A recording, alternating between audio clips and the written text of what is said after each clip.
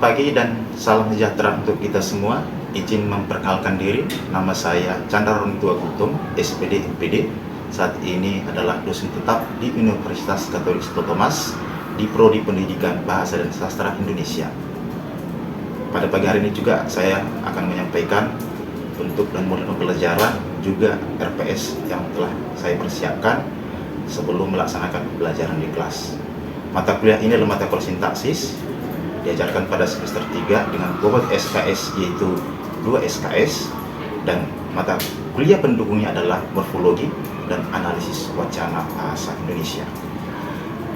Capaian pembelajaran dari 3 aspek. Pertama adalah aspek CPL sikap, yakni bertakwa kepada Tuhan Yang Maha Esa dan mampu menunjukkan sikap religius, berperan sebagai warga negara yang bangga dan cinta tanah air, bekerja sama dan memiliki kepekaan sosial. Dan yang terakhir, menunjukkan sikap bertanggung jawab atas pekerjaan di bidang keahliannya secara mandiri. Aspek yang kedua adalah CPL pengetahuan, yakni siswa nanti harus mampu menguasai konsep-konsep dasar kebahasaan dan kesastraan, keterampilan berbahasa dan bersastra, pembelajaran bahasa dan sastra, penelitian bahasa dan sastra, serta penelitian pendidikan bahasa dan sastra. CPL keterampilan, mampu menunjukkan kinerja mandiri, bermutu, dan terukur. Yang kedua, mampu mengkaji implikasi, pengembangan, atau implementasi ilmu pengetahuan teknologi yang memperhatikan dan menerapkan nilai humaniora bidang pendidikan bahasa dan sastra Indonesia berdasarkan kaidah, tata cara, dan etika ilmiah rangka menghasilkan solusi, gagasan, desain, atau kritik seni, menyusun deskripsi dalam bentuk laporan tugas akhir atau mini riset nantinya.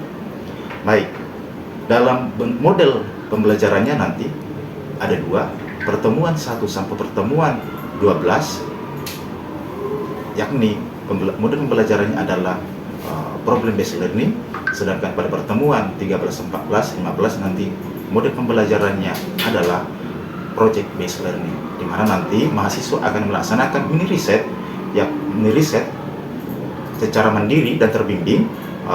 Mereka akan ditugaskan nanti untuk melakukan analisis dan kajian penggunaan sintaksis pada novel Laskar Pelangi. Sebagai referensi juga dalam RPS setelah saya susun daftar rujukan buku, dan sebagai referensi jurnal juga telah saya tuliskan juga di dalam RPS.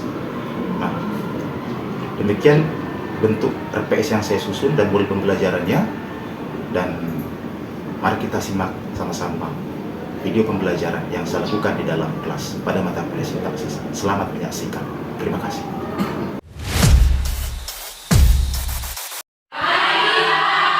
Oke, bagaimana kabarnya? Luar biasa, yang sehat ya? Iya. Tapi tidak ada yang sakit. Ada yang sakit? Ada. Ya, kalau dia sakit nggak datang itu aja. Kalau sakit pun dipaksakan datang, itu juga memberi orang semangat untuk belajar.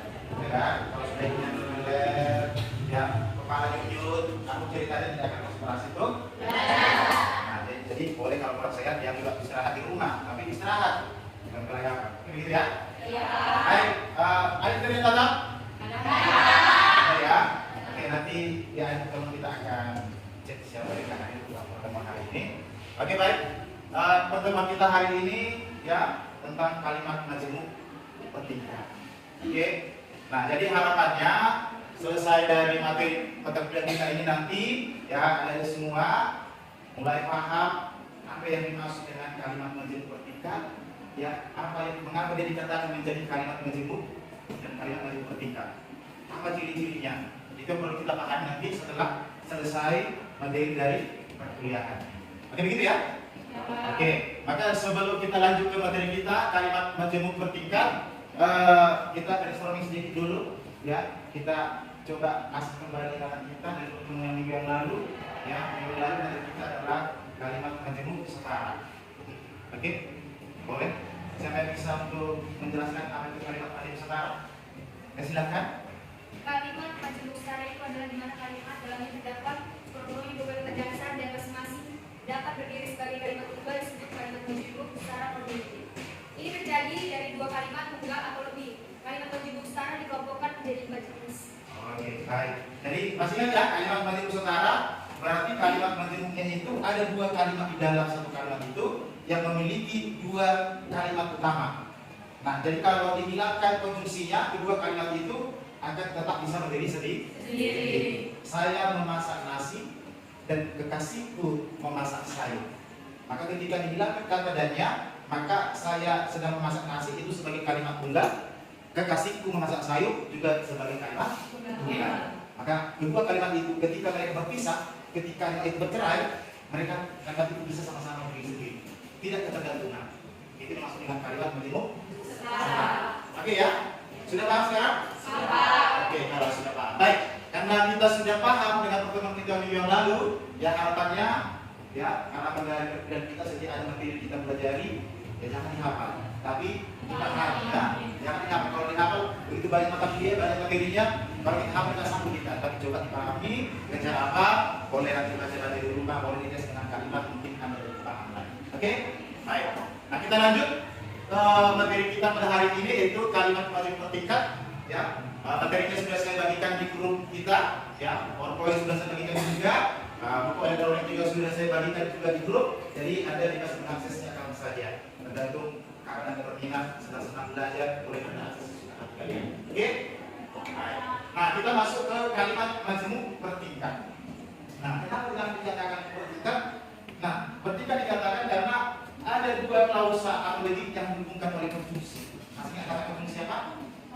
Iya, kata apa? Lah Pak, kata majemuk, kalimat majemuk setara juga dihubungkan dengan konjungsi. Lah ini juga dihubungkan dengan konjungsi. Apa bedanya? Kan gitu ya? Nah, itu yang kita pahami saat ini dulu. Kalau kalimat majemuk setara dihubungkan dengan konjungsi, lalu ini juga ada konjungsi, apa kira-kiranya membedakan ya? Oke, itu kita pahami dulu. Nah, kata kalimat majemuk bertingkat ini dihubungkan dengan konjungsi. Perbedaannya kan, kalau kalimat majemuk setara, ketika konjungsinya dihilangkan, maka dua klausa itu atau dua kalimat itu bisa berdiri sendiri. Sedangkan pada kalimat majemuk bertingkat, ketika konjungsinya dihilangkan, maka salah satu bagian dari kalimat itu tidak memiliki arti atau dikatakan tidak bisa berdiri sendiri. Maka dalam kalimat majemuk bertingkat ada yang dikatakan dengan itu kalimat, anak kalimat, atau kalimat titik, atau kalimat atau dikatakan dengan klausa. Nah, mengapa dikatakan bisa berupa kalimat bawahan, klausa bawahan? Karena kan ada klausa berarti dia yang mirip seperti kalimat, sudah, tapi tidak diakhiri dengan tanda baca. Oh, masih ingat ya? Nah, jadi klausa itu ada subjeknya, ada predikatnya, namun belum diakhiri oleh tanda baca. Artinya masih bisa dihubungkan dengan kata-kata lain membentuk sebuah kalimat. Sedangkan kalimat sudah memiliki unsur kalimat yang jelas, subjek predikat dan sampai keterangan, dan diakhiri dengan tanda baca. Apa namanya? Dan tanya bisa titik. Ketika titik arti sebagai kalimat berikat. Nah, jadi kalau sama bawahan nanti dia, jadi ini yang mau kita pahami. Kenapa dikatakan dia kalimat majemuk berikat? Nah, ini dia. Tadi contohnya ya. Adik merangkul ibu karena takut dengan tikus. Ada yang takut dengan tikus? Ada ya. Nah, ada yang takut dengan tikus, tapi sama buaya tak takut. Gitu ya. Nah, saya juga terus kalau lihat tikus, kalau ada tikus di rumah, ya sepertinya mulut saya ini semua. Ada tikus. Saya tidak tapi saya takutan, ya kan? Padahal tikusnya juga takutan, ya. Yang kejar takut, yang kejar takut, gitu ya. Oke, nah adik merangkul ibu karena takut dengan tikus. Nah, adik merangkul ibu di situ ada unsur kalimatnya, itu ada subjek, predikat, dan objek. Nah, itu dikatakan dengan klausa atas. Sedangkan karena takut dengan tikus itu dikatakan dengan klausa bawah. Ya, klausa bawah. Kenapa dikatakan dengan klausa bawah? Karena nanti adik-adik ketika dihilangkan kata karena ini, jabatan kalimat atau struktur kalimat yang pada kalimat klausa ini adalah predikat dan tidak bisa dia menjadi sebuah kalimat. Kenapa? Tidak ada subjeknya. Gitu ya. Tapi bisa dikatakan ini sebagai klausa. Jadi ketika dihilangkan misalnya karena takut dengan tikus, ya kalimat adik merangkul ibu bisa berdiri sendiri. Ada maknanya. Adik merangkul ibu. Entah kenapa saya merangkul ibu suka dia lah, karena dia ibu. Ya. Ya kan? Nah, kalau itu jadi terang masalah.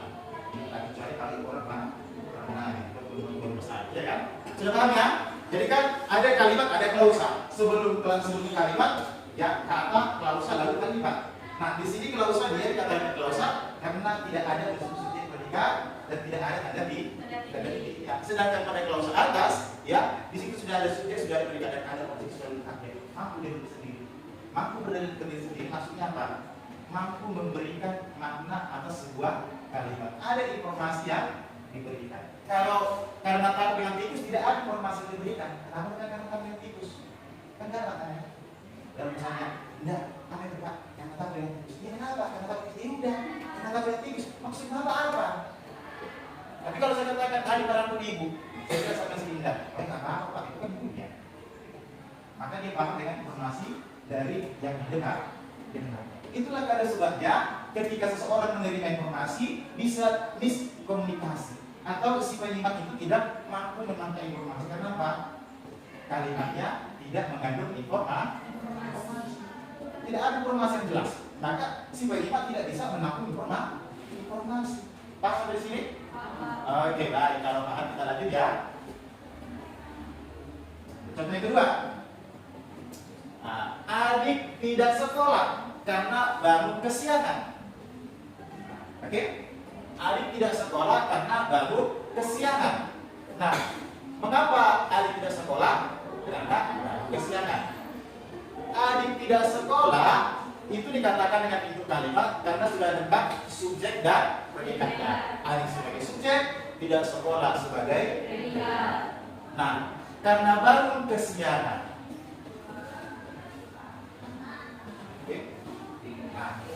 Oke, karena bangun kesiangan. Lalu ini dikatakan sebagai anak kalimat. Apa bedanya ini tadi dengan kalimat yang pertama, Pak? Kenapa ini anak kalimat yang tadi? Klausa. Kalau di sini tadi dia ada merangkul ibu, lalu konjungsi karena takut dengan tikus, ya siapa takut dengan tikus?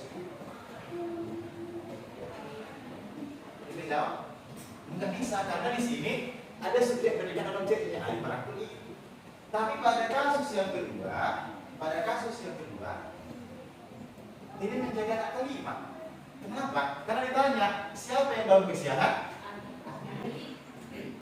Maka dikatakan itu sebagai anak kalimat. Konjungsi digunakan apa? Konjungsi kata. Masih ingat kalau konjungsi kata dinyatakan apa?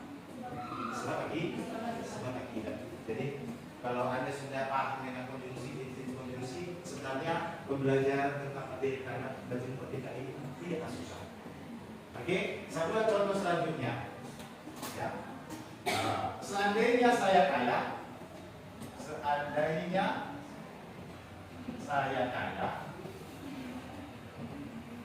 saya akan berlibur ke Swiss. Oke, seandainya saya kaya, saya akan berlibur ke Swiss. Oke, tapi saya itu siapa kira-kira? Atau sebelum saya itu siapa bisa menunjukkan itu menjaga kalimatnya dan itu kalimat siapa? Ayo. Tidak bisa? Di mana letak konjungsinya? Ketika ada konjungsi yang mengikuti berarti itu apa? Kalimat. Berarti kalimatnya mana? Maka itu sebagai kalimat. Di sini ada konjungsi saya akan berlibur ke Swiss? Tidak ada. Maka ini dikatakan dengan sebagai bentuk kalimat. Sudah? Gampang kan? Jadi untuk menentukan dia sebagai kalimat atau klausa bawah, maka di konjungsinya yang mana? Ya, mengikuti konjungsi yang mana dia? Oke? Jelas ya? Nah, baik, kalau sudah jelas kita lanjut. Ya. Nah, jadi penjelasannya di sini adalah kalimat menjemput predikat terdiri dari klausa atas atau induk kalimat dan klausa bawah atau anak kalimat. Jadi bisa berupa induk kalimat dan anak kalimat, bisa berupa klausa atas dan klausa bawah. Yang kedua, klausa atas bisa berdiri sendiri sebagai kalimat tunggal. Gitu ya. Klausa atas bisa berdiri sendiri sebagai kalimat tunggal. Yang ketiga, posisi klausa atas dan klausa bawah dapat diubah-ubah. Maksudnya bagaimana?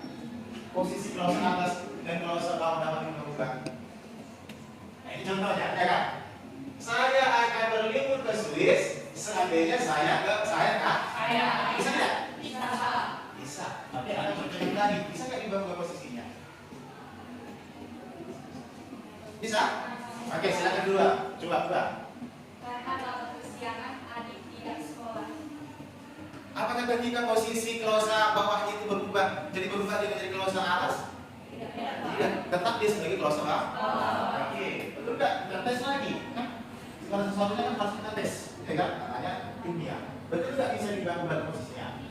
Oke, coba Pak. Karena takut dengan tikus, takut ketika klausa bawah menjadi di depan, apakah diubah menjadi klausa atas? Tidak. Tetap fungsinya sebagai klausa bawah. Kenapa? Karena dia diikuti konjungsi. Ada sebuah konjungsi intinya, ya, maka dikatakan klausa. Oke? Namanya? Nah, kalau misalnya kalimat majemuk setara, bisa nggak diubah posisinya? Kita tes ya. Ya. Kita segala sesuatu harus di tes.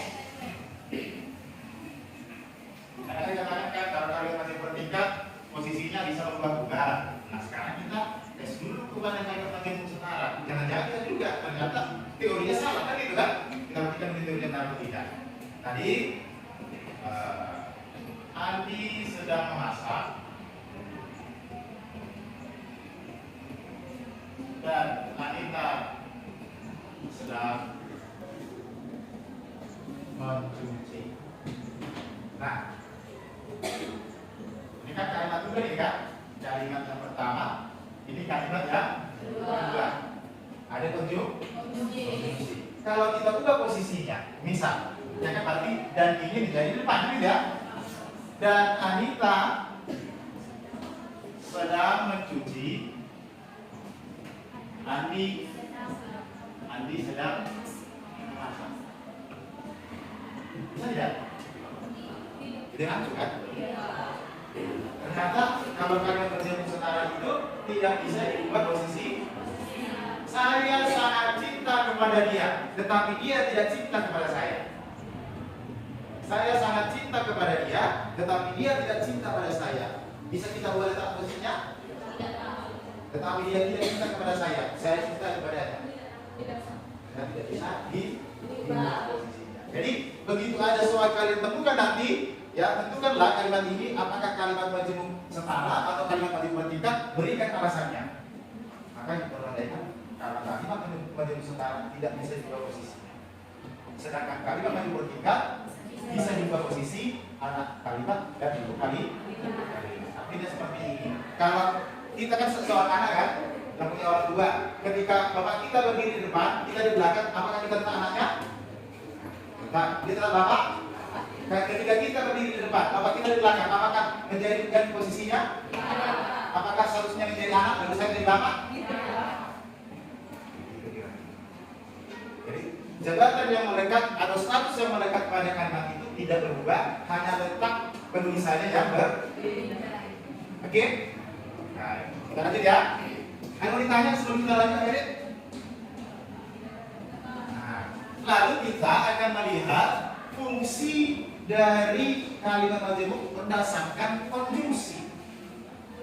Itu pertama menyatakan waktu dan tempat. Menyatakan waktu dan tempat. Yang kedua menyatakan kondisi, menyatakan pelandaian, menyatakan tujuan atau final, menyatakan perlawanan, menyatakan sebab alasan, menyatakan akibat atau hasil, menyatakan perbanding. Saya lebih tinggi daripada SQL. Apa itu? Apa kondisinya? Oke, lalu yang menyatakan perlawanan, ada yang bisa? Boleh dilihat modulnya yang sudah dimiliki tadi. Di situ ada modul lengkap. Ya. Ya, silakan. Ulang. Ya, silakan. Nah, tetapi itu masuk kepada apa? Bisa nggak diubah posisinya? Ketika ada konjungsi letak bisa tadi rubah posisi atau letak tulisan itu? Tidak bisa. Berarti itu bukan kalimat majemuk. Perbandingan dan bukan kalimat seperti yang bisa diubah posisinya. Seperti ini kan tadi. Seandainya saya, berarti itu menyatakan apa? Pengandaian. Menyatakan lawan contohnya apa? Konjungsi menyatakan lawan contohnya sejak, ketika. Siapa bisa membuat contoh dari kata sejak? Ya. Sejak anak-anak saya sudah terbiasa hidup sederhana. Ya, sejak anak-anak saya sudah terbiasa Hidup sederhana. hidup sederhana. Sejak anak-anak saya sudah terbiasa hidup Sederhana. kita tes dengan formula yang ketiga tadi. Apa itu formulanya? Diubah letak anak kalimat dan huruf kalimat. Saya sudah terbiasa hidup sederhana sejak anak-anak. Bisa? Bisa. Memenuhi syarat? Berarti itu sudah menjadi kalimat majemuk berarti. Bisa lagi ada lagi? Ada lagi? Ya silakan. Dia suka menulis sejak dia masuk SMP. Dia suka menulis sejak dia masuk SMP. Sejak masuk SMP dia suka menulis. Nah, bisa kita tes lagi dengan formula ketiga ternyata teman-teman. Oke, nah itu menyatakan waktu dan tempat. Ya, nah sekarang menyatakan tujuan. Konjungsi menyatakan tujuan apa contohnya? Agar supaya saya berhasil, ibu memasukkan saya kuliah.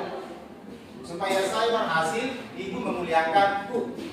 Ibu memuliakanku supaya saya berhasil. Bisa dibayar? Oke, siapa yang bisa menggunakan dari kata supaya lagi? Memang paham kita. Siapa yang bisa? Supaya saya berdandan dengan cantik supaya dia tertarik kepada. Susah? Jangan lagi sebut kata supaya, boleh juga dari kata agar. Ya.